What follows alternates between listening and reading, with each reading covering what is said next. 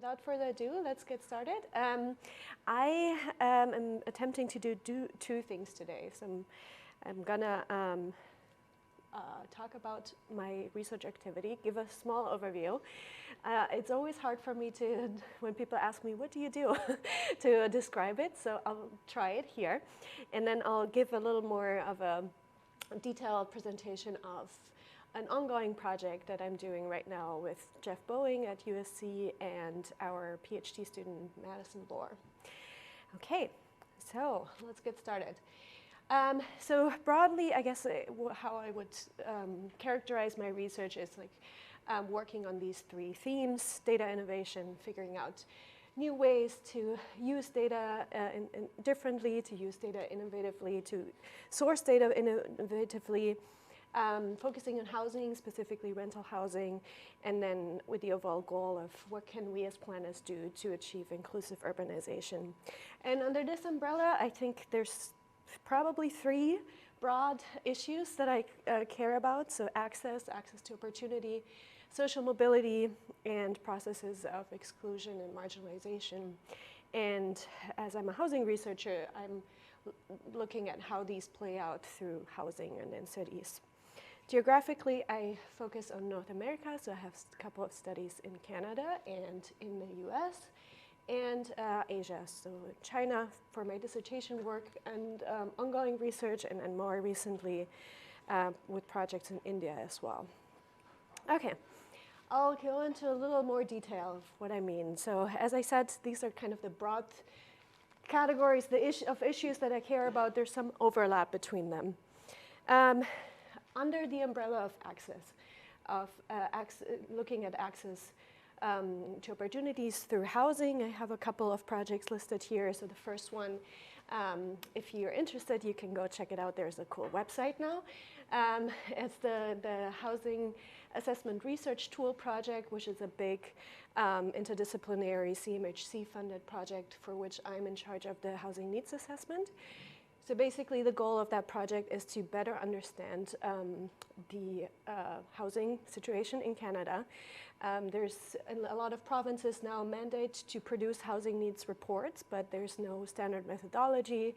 There's no definitions even on what affordability of what housing need really means. And so the goal of that project is really to just set a standard that can be applied nationwide in every municipality to produce evidence on the question of housing need that can be comparable across time and geography, and then hopefully inform housing policy.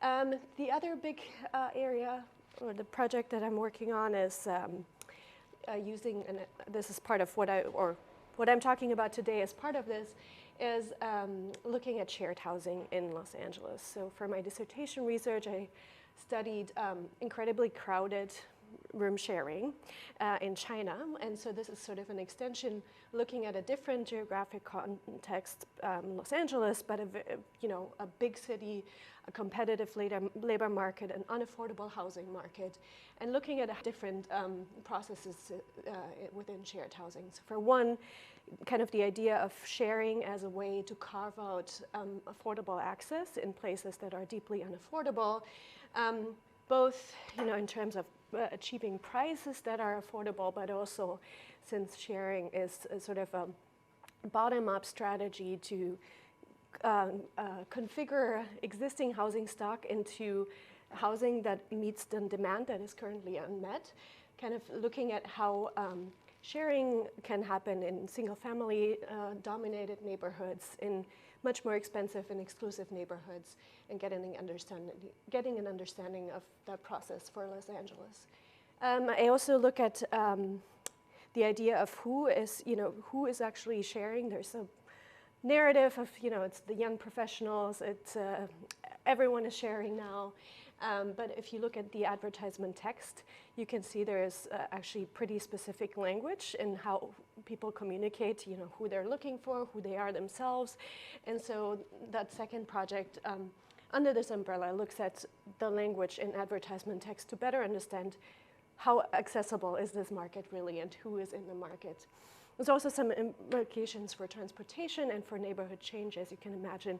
If you think that sharing can happen in theory everywhere, that might change neighborhoods' demographic compositions. Another project in Vancouver, I used BC assessment data to study what is called house flipping, so the process of buying property and then selling it for a profit pretty quickly. There's a lot of policy discourse around flipping. There's policy initiatives to establish a flipping tax to control flipping, but there's actually no empirical data on how widespread a phenomenon that is. There's no agreed upon definition of what flipping actually is. So using this BC assessment data, this project is one of the first to try out different indicators or different ways to measure flipping and to get a better understanding of the extent of the phenomenon. So Vancouver, for example, is in comparison to other markets, it's a very active market. On average, properties held for only 7 to 8 years. So kind of getting an understanding of that. And with future work, this is a first sort of establishing different measurements and different definitions, but future work, I want to look more at the motivations for that. So, you know, the common story is it's all investors that park their money briefly and create that price appreciation spiral and then benefit from it by themselves. But another story that I keep hearing is people not being able to access the housing that they want, so they buy whatever they can get, and so whenever to just be able to access the market, right? And they sell whenever possible and trade up. So that's future work in that direction. And then finally, under this umbrella, I'm also collecting rental advertisement data from this website called Van People, which is a Chinese language version of Craigslist, to ask questions about how language might be making submarkets and how that segregation online may or not translate into physical residential segregation, and whether or not there's a separate market and distinguished by language for newcomers to Vancouver. I'll keep this brief. But on the social mobility theme, there's my dissertation research. As I said, I looked at extremely crowded shared rental housing in Shanghai and China. And specifically, these are called bed rentals, so regular apartments where landlords put in as many beds as possible and then rent out by the bed. And in this case, a lot of the renters being actually recent college graduates that come to the city for basically a bit for upward mobility. And so from that dissertation research, I'm currently developing a book proposal that looks more broadly at this moment in urbanization that I think we're in right now, where we have created both the necessity to be in cities, so it's deeply much more important now than it has ever been to be in cities for social mobility. There's different processes or different avenues for social mobility, and they're now all much more closely linked to the city than before. But at the same time, our system of private property rights has kind of created this situation of scarcity where it's really difficult actually to access cities. And so I make the argument, and I can talk about that more later, that our system right now is fundamentally, the static private property rights is fundamentally at odds with urbanization, a process of change, and is specifically just urbanization that is inclusive to newcomers as well. I have some other work on the job and housing outcomes of college graduates in China as well, looking at how these differ by city size and across years. And then finally, on the theme of marginalization, I have focused on the question of gender, and specifically the question of how women navigate housing in different ways than men do. So there's a study in China, again from my dissertation work, looking at how women negotiate this extremely crowded bed-space rental market. A recent project that I'm working on with Meghna, our PhD student, looking at the case of highly educated women, working professionals in software jobs that still have difficulty accessing rental housing because of stigma related to single females in India.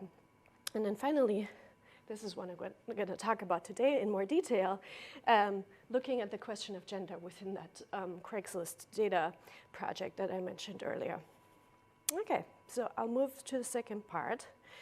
As I said, a deep dive into that project, and this is ongoing work, so it's mostly preliminary findings.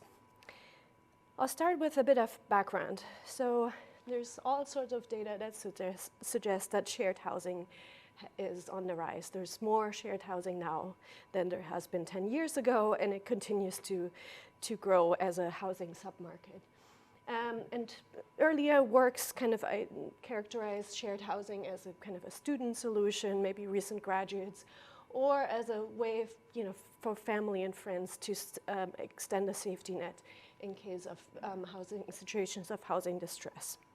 But now what newer work documents is that shared housing has become this new mode of housing, of living alone together, and is actually really widespread. And there's different configurations, so informal room and flat sharing, what the data I'm going to talk about today, falls into that category, but also kind of high-end co-living developments that target a specific type of home sharer, and then even local governments trying to think or leverage sharing as a way to provide affordable housing in very unaffordable places. So here's a newspaper clipping from New York where they're talking about adding beds for people as a way to supply affordability. Why is this happening now? There's a host of different macro processes that I will not go into it, but they kind of change the nature of demand, of housing demand, and sharing is one way to kind of meet that demand. And then the other factor is really the emergence of these platform-based information exchanges like Craigslist that allow you to kind of go beyond your social ties and find a potentially much larger pool of roommates through online platforms. And why is this important? Because sharing is special in that way that you're not only trying to find accommodation based on location, your price point, all the things that you care about, but you're actually sharing a home with someone, right? It's an intimate social relationship, so you're matching not only on your requirements for the unit, but on personal characteristics as well. So having established that sharing is now happening longer and across wider demographics, and also that a lot of this is negotiated via online platform, we have a now at least partial digital representation of this emerging trend. And so I'm going to leverage that to ask in this talk or for this paper how gender kind of structures that process, or how gender mediates access for shared housing. Why should we care about gender, or why would gender be relevant? The home or housing, the home has long been thought of as sites for a gender struggle, where gendered values are renegotiated, where gender shapes kind of the experience of home. And sharing, as I said, is basically living with strangers, but in a very intimate kind of setting. So thinking of sharing as this deeply social process, social form of housing, we could imagine that gender might be a factor that shapes that experience. Okay, so going on to data collection.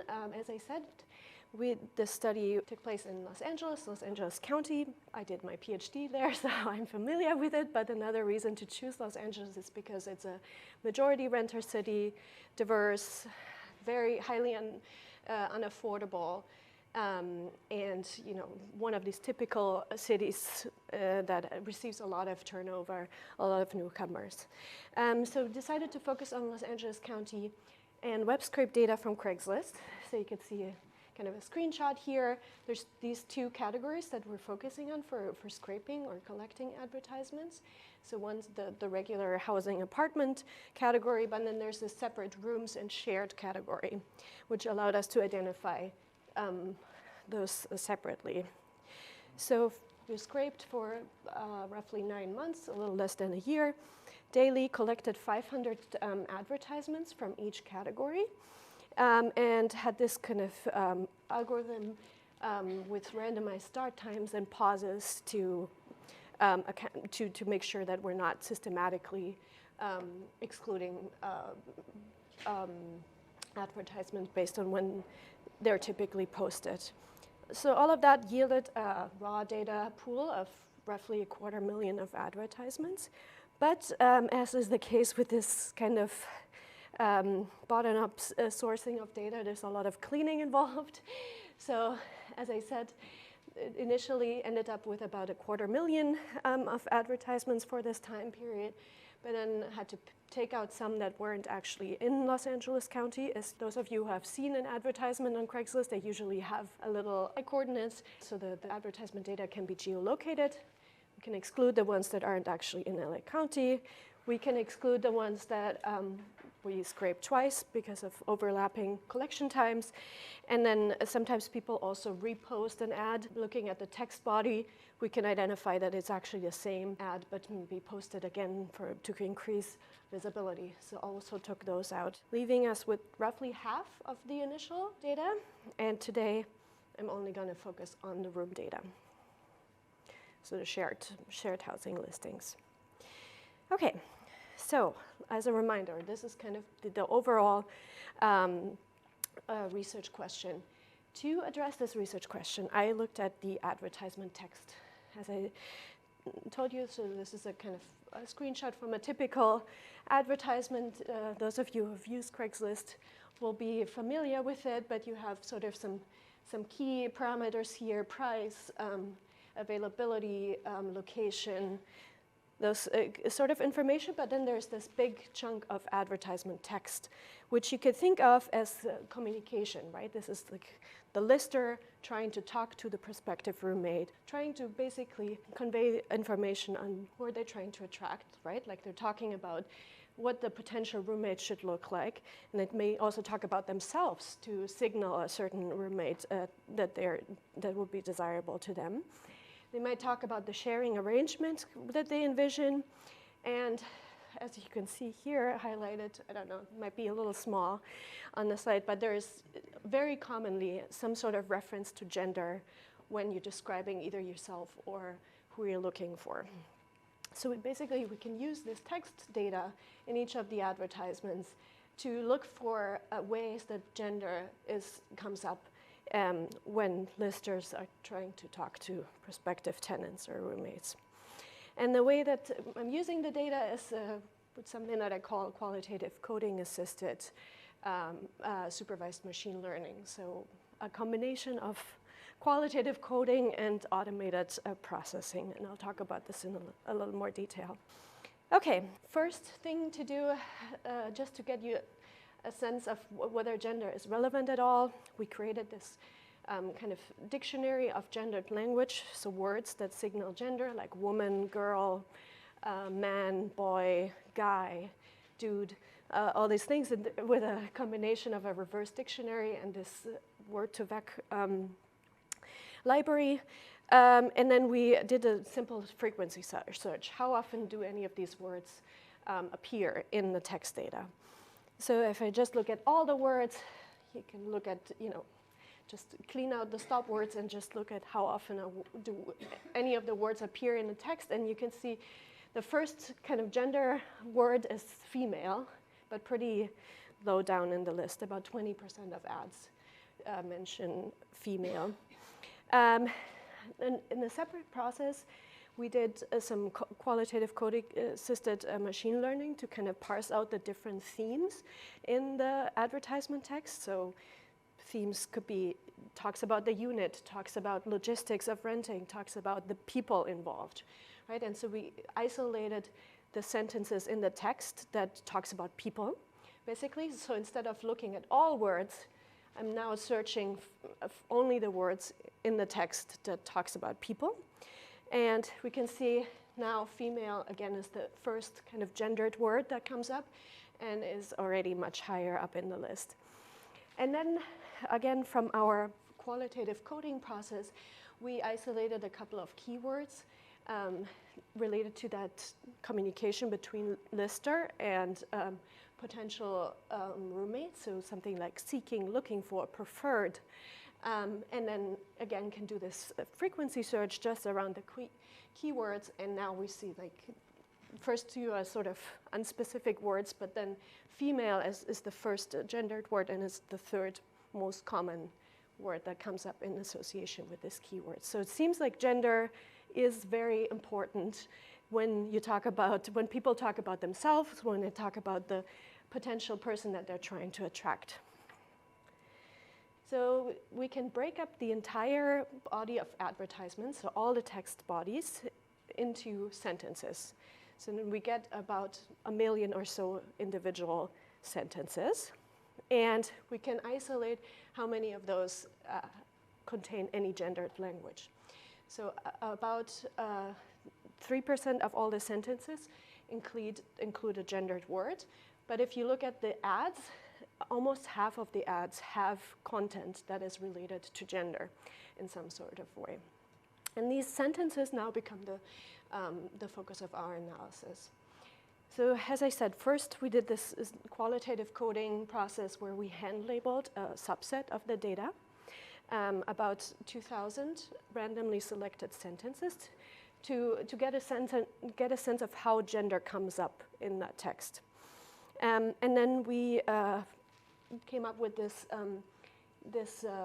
understanding of gendered language in advertisement text as either relating to seeking, so someone talking about who they're looking for, or self-identity, identifying yourself in terms of gender, right? And we came up with multiple rounds of coding, figuring out that these are the key ways in which gender is used in this text. And eventually, we used those codes to train a shallow sequential neural network, which is basically a series of binary classifiers that for each of these categories, so seeking and self-identity, identifies the use of the gender term. Let me show you the example. It's easier to show it in an example. So from the seeking category, here's a snippet of text, so a sentence that we isolated. And we isolated this as being part of the seeking theme and hand-labeled as female, male, or gay preferred. And then this is the outcome of the shallow sequential neural networks, which is trying to basically give those labels, but because it's an algorithm, not a person, they're kind of doing it based on probability of how often these words come up in relationship to the labels that we gave them, and it gives a kind of confidence of how confident the algorithm is that this theme is present in the sentence. So it's pretty good, as you can see here. The ones that were identified by the human in red do show up as the most likely labels also in the algorithm. And here another example from the self-identity category. So again, humans identified this as female and male, husband and wife, right? And again, you can see the algorithm comes up with very high confidence levels that these two labels are present in the data. So we can do that on the full data set, right? Like that's the great thing with training this model. As I told you, there's over 1 million sentences. Even if we only take the gender sentences, it's still 30,000 plus sentences. Would take forever to do it by hand, but now we can leverage that algorithm after we train it to kind of process the data for us. And what I'm doing now is sort of similar to a frequency count. So count how often the algorithm identified that a label is present in the data. And I'm going to say, and count it if the confidence is higher than 49%. So within the seeking category, we can see that after none, which is there was no information on gender, or the algorithm didn't identify anything. Female only is the second most common one. You can kind of see those breakdowns here. And for the self-identity category, you can see male is the most common one. What we can do now is kind of put them together in a matrix to see, seeking and self-identity, how do they come together? And we can see the most common combination is females looking for females. The second one is males looking for females, which is quite interesting. As I said, I didn't go into that, but we kind of focus on the gender binary here, but we have categories for more sophisticated or more nuanced identification of gender, and those cases exist as well. For lack of a better word, the bucket category for anything that is showing a more nuanced understanding of gender, so people saying non-binary or I'm a cis male, going beyond that I'm female, I'm male, anything in that category, we just lump them all together because it's not that common, but we wanted to identify that too. So this is sort of where we are right now, but as I said, we kind of qualitatively coded a bunch of advertisements ourselves, right? So looking ahead, there's a couple of things that we know already that we're now trying to train another algorithm to do, to further illuminate this dynamic, right? Female to female, most common, and then male looking for female, second most common.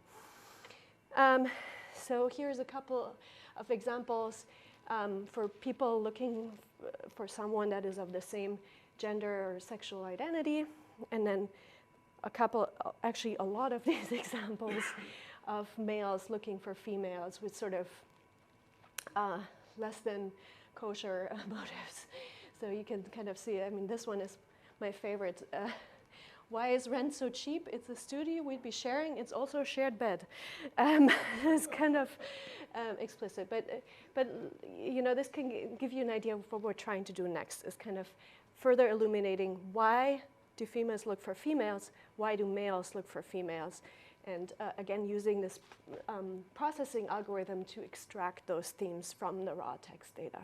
Like looking at the gender, I'm hoping to kind of extract the themes that I alluded to. So as I said, it was sort of this going back and forth between sitting down, reading and hand coding all the ads, and then producing sort of the rules for the algorithm to learn. And that was kind of a back and forth process between multiple human coders and then training the algorithm.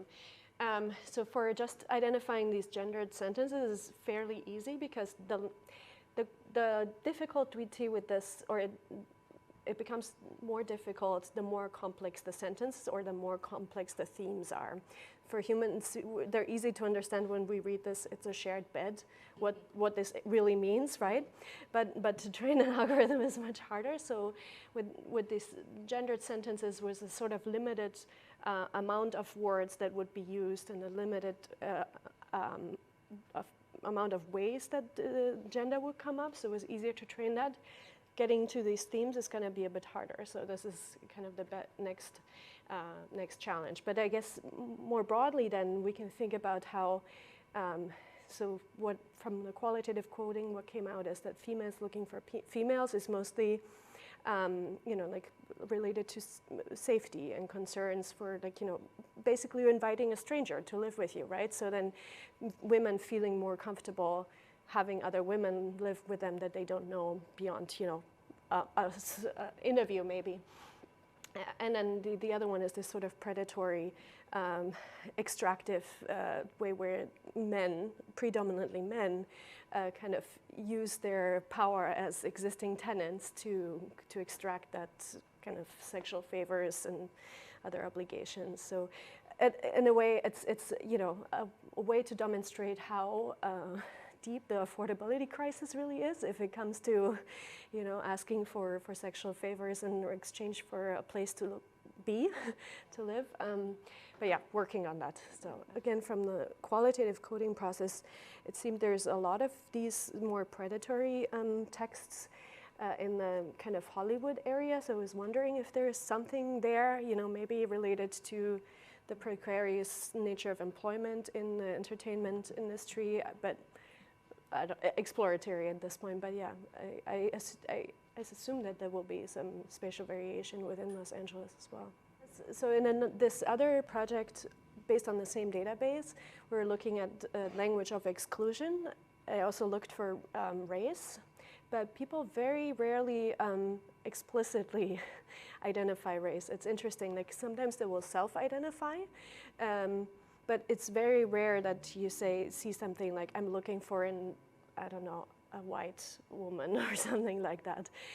So race is explicitly in the language, very, very rare. But of course there's other sort of ways to maybe not get at race, but to get at class, for example, in the ways that they talk about the hobbies that they have, like I like to travel, I'm open-minded, I am into high-end wines or something like this, so it's more subtle, more suggestive, but in the end getting at these social markers of difference as well. But for that other paper where we're looking at whether or not sharing is actually a way to kind of create that affordability, even if it's not there. And if you look at just the plain advertisements for rental housing, but it's something really crazy. Like I think so what we did there is kind of calculate the maximum affordable rents for each of the income categories in Los Angeles, and then say how many advertisements fall below that for each of the income categories. And for studios and one-bedroom apartments, it's a fraction, maybe like 10% or so, that are available to low-income earners, if you think about a single income. And of course, in the shared market, it's much more. It's like 60–70% are available. So you could think about it, if you're just one person, then your options are really, really limited. And for Los Angeles, and yeah, I'm sorry, I don't remember the numbers right now, but it's basically, it seems like if you're not already in the market, and if you don't have an in through friends or family, then sharing is almost the only way, if you're not a middle income earner or high income earner, for a single person to access the market, to enter the market. And any study that uses online data is using Craigslist. So they all focus on like the dominant English-speaking platforms. That's why I have this project here in Vancouver looking at the Chinese language advertisement. But for Los Angeles, I looked, and I'm not in the community, so I may, just don't know. But I couldn't find any obvious alternatives to Craigslist. That said, we also checked the languages that are used in the advertisements. And for all the advertisements, rooms and whole apartments, it's sort of, I think like 1 or 2% that even have non-English words in them. So overwhelmingly it's English. So there must be, other channels that are more catered to like different backgrounds, languages, cultural context. I know from students that there is a lot, Facebook, they have the specialized groups.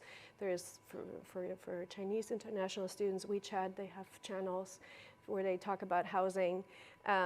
But I don't know more broadly. And so one of the questions I'm trying to investigate with the data from Van people for Vancouver is how is this whole separate market? Are there completely different advertisements on that platform compared to Craigslist, or is it sort of the same?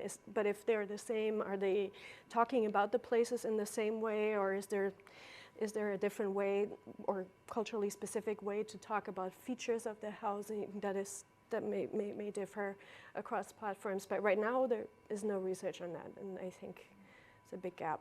Yeah, if there's a reason to be here in Vancouver, let's say, because there's jobs, there's opportunities related to family immigration, then people will come, right? And the housing is something that you figure out, and it depends on how much are you willing to sacrifice to make it work. And a lot of people make that calculus, and they say it's worth it for me to share my room with 4 other people, because it's that Vancouver, being in Vancouver, taking that job in Vancouver is what what will launch my career, for example.